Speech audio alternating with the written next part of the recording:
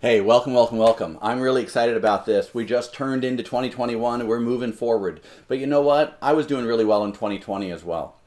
And the reason is the world, if you allow it to, will line up for your own success. And I helped a guy start a practice in 2020 and we still broke six figures in our very first 8 months.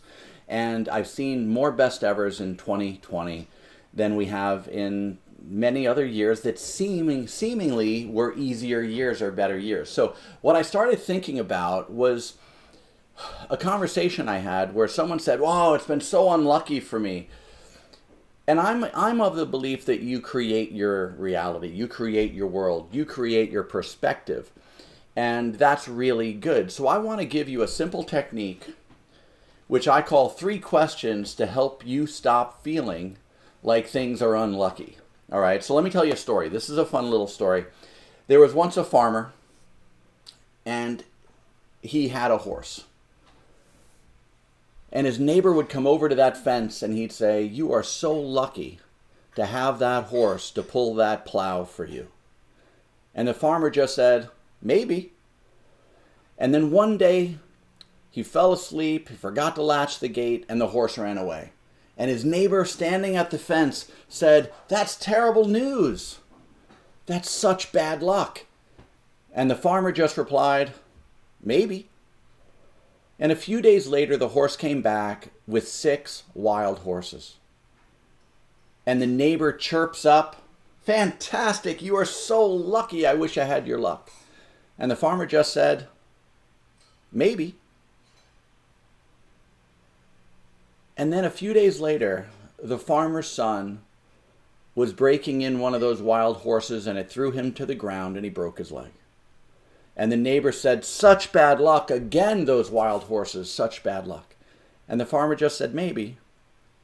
And the next day, a war was declared and all of the young men were taken away to go fight this war. But the farmer's son was left behind.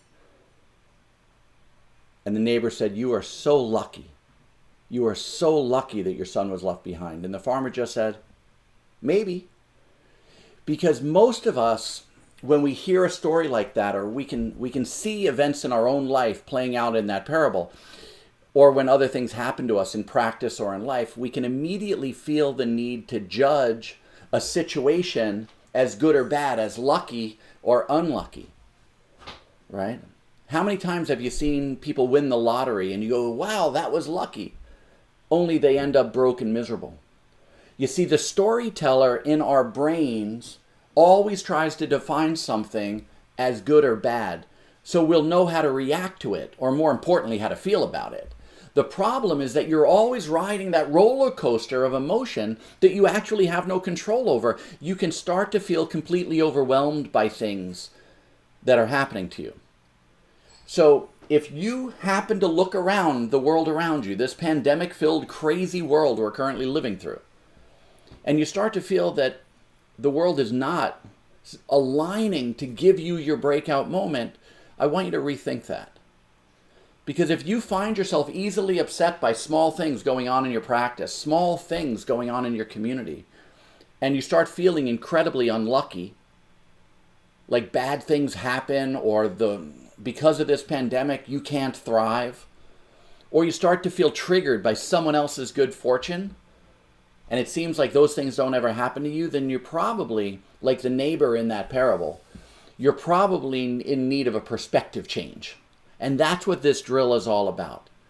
So here's the question: how can you become more like the wise farmer who understood that things just happen? So here are the 3 questions that I use, and I think it'll be good for you. The entire premise of this parable is that your judgment of an event creates an accompanying emotion. So to not have happiness or suffering be completely controlled by external events, we need to learn to think differently, talk to ourselves differently, to create our perspective differently. And then we can choose a better label. So here are the 3 questions I want you to use to reframe a situation. Number 1, can you think of events in your life, events at your practice, that seemed incredibly unlucky at the time, but later turned out to be positive? Like someone giving you notice, someone quitting sooner than you wanted them to quit, A patient who was difficult, who chose not to start care. A massage event that got canceled before you ever got there. You see? From a quitting that turns out to be a good thing so it doesn't have to be a bad firing, that's a difficult moment but is actually a good thing. You see? That's question number one. Question number two. Think of something in your life that feels unlucky right now. Can you think of any future outcome, no matter how ludicrous, in which that unlucky thing could be positive? In biology, there's a term called eustress. The prefix eu, which is derived from the Greek word meaning good and translates to good stress, the eustress can be used for most significant growth in our lives. Whether it's building muscles, you got to lift heavy things to build muscles. You see? You've got to burn real calories to lose weight. But the outcomes of those things are good things. You've got to work really hard to train your team so you can reap those amazing benefits of having a powerful team. You have to work on getting your name out so you can have automatic marketing in the future. You see? That's all eustress.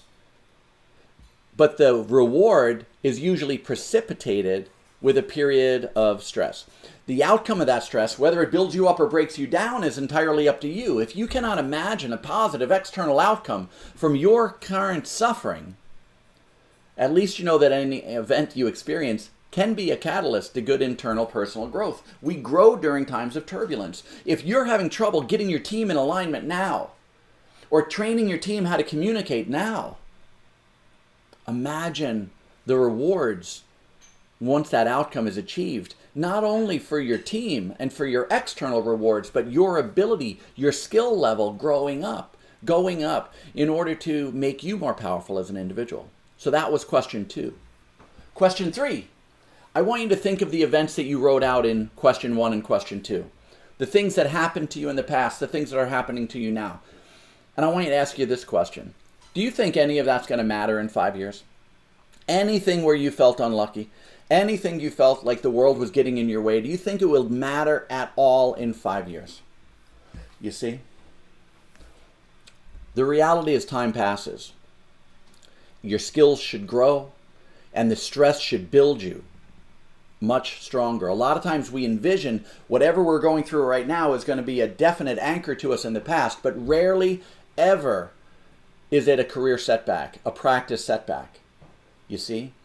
You look at challenges in marketing during the pandemic as a way to streamline your marketing to thrive in the future, because once they get traction and you take those chains off, you're going to have all sorts of marketing available to you in addition to what you're doing now. So here's the takeaway from this lesson. The real lesson of this parable is it teaches us that judging an event as a good or a bad thing has no value. It just creates an emotional suffering in that moment. Even the belief that something is lucky versus unlucky creates suffering because it sets up expectations for the future. A study of 22 lottery winners found that their happiness didn't change one iota after winning the lottery. And in fact, they perceived less pleasure from just being alive with their family and their friends and their everyday activities. Right? They increase their pressure and decrease their happiness by becoming lucky. You see? Dan Gilbert wrote a book about all of this, and it's called Stumbling on Happiness. And he started to study, through quite extensive research, people's ability to predict their emotional states in the future, and he came to this conclusion. People are really bad at predicting the specific emotion they're going to experience, as well as its intensity and duration. But how do we teach people to approach a situation matters. How do we do that? We say, hey, let's take a look at how we're going to approach a conversation we think will be difficult. Can we train ourselves a little bit better to take away a little bit of that fear of the unknown? And that's why we train. You see? The best thing you can do whenever you start to feel unlucky is just throw your hands up, smile, and say, this too shall pass. And to quote the very famous and wonderful martial artist Bruce Lee, to hell with the circumstances, create opportunities. That's Bruce Lee for today. All right, my friends. My name is Dr. George Birnbach.